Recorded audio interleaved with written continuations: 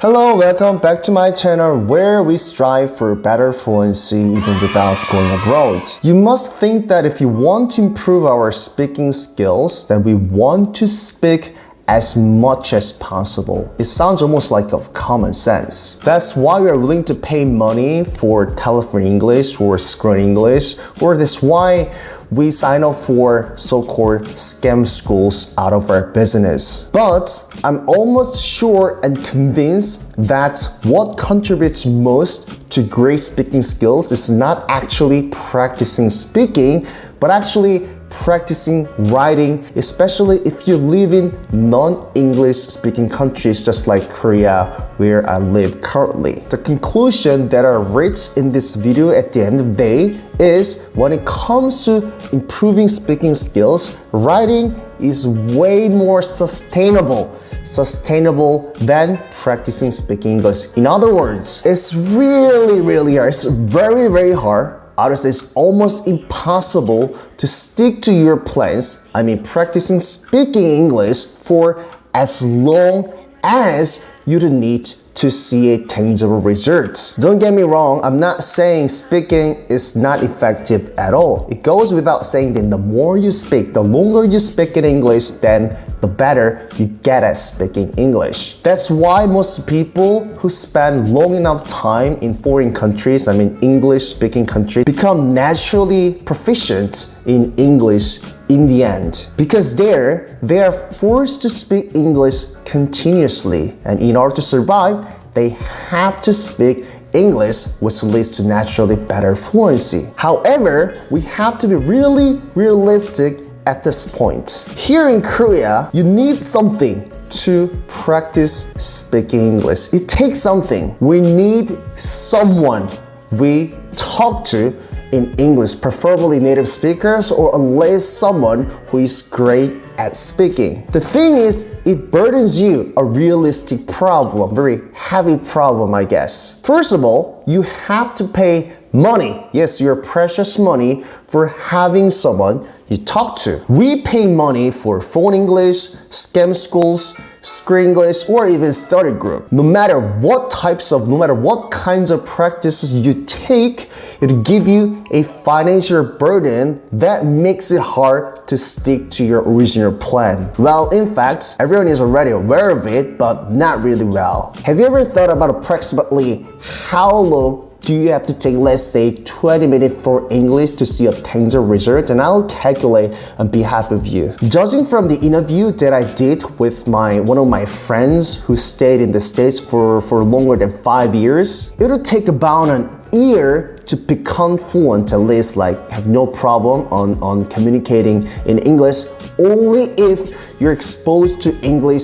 24/7, in this case, living in the States. The problem you have to cope with when you live in Korea is that you have to buy that amount of time. You have to pay money for an year that he has spent in the States. In fact, in my opinion, you don't need more than an year. It'll take you about 2 years to become as fluent as he is, my friend is, who studied in the States. Why? Because you lack of continuity. In other words, just except for 20 minutes when you have English class with your tutor on the phone, for the rest of the day, for most of the time, you speak Korean. In contrast, my friend that I told you before could indulge himself in speaking, listening, writing, reading, literally 24/7 all day long without any distraction in the middle. You'd see the progress much more slowly than he did because you're gonna be distracted and interrupted by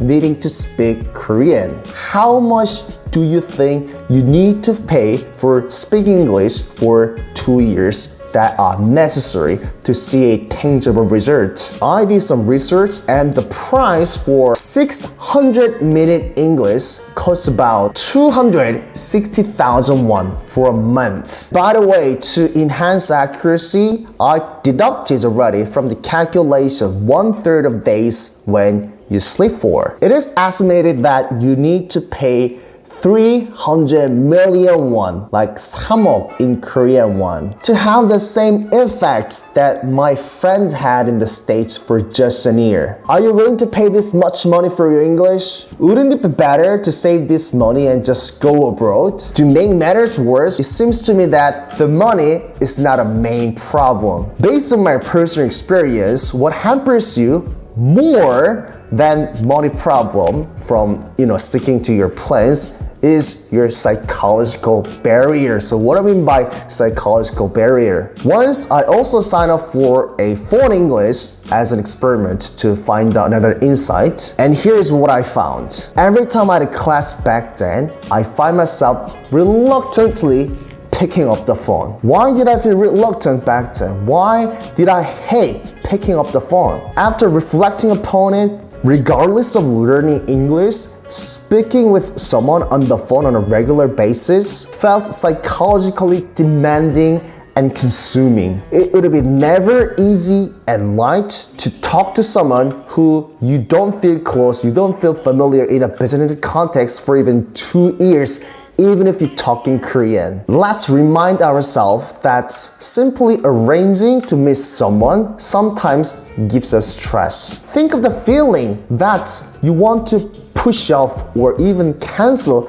even with your closest friends. It looks quite true that the friend that I took as a comparison confessed that he back then felt or had a kind of fear of talking to someone in English because he didn't feel comfortable, he didn't feel safe when he spoke in English. You can understand how hard it is to pick up the phone. With all of these financial burden and psychological resistance into consideration, I want to conclude that trying to improve speaking skills by practicing speaking consistently with someone is almost impossible to execute and follow through with. This is why I firmly believe that writing works better, writing benefits you more than speaking itself for the sake of speaking skills. Precisely speaking, more sustainable than speaking. Writing takes none of two things. Essentially, writing in English can be done on your own. Therefore, you don't need to pay money for writing in English. You don't have to push yourself all the time to get over the psychological resistance that you feel every time you talk to someone in English. All you gotta do is take a seat and open your laptop and start writing. In my opinion, both writing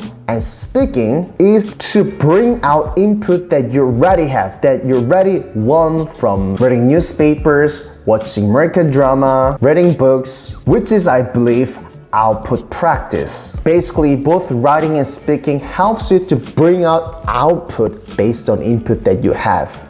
It has the same effect. The only difference is you don't have to speak aloud when you write. But even in this case, let's say, if you want to improve your pronunciation, then after you're done with writing, after you finish your writing, then you can speak it loud and refer to the dictionaries when you come across, some words or expressions that you don't know how to pronounce. Above all, I believe you cannot speak something in English, no way, if you cannot write it down. Writing comes first anyway, regardless of realistic restraints that you have when you try to speak. It looks like once again I failed to make a long story short. I should have filtered out the periphery stories, and instead I should have given you just gist or core stories. Surprisingly, I have more reasons to support writing more than speaking, even for the sake of improving speaking skills, but just let us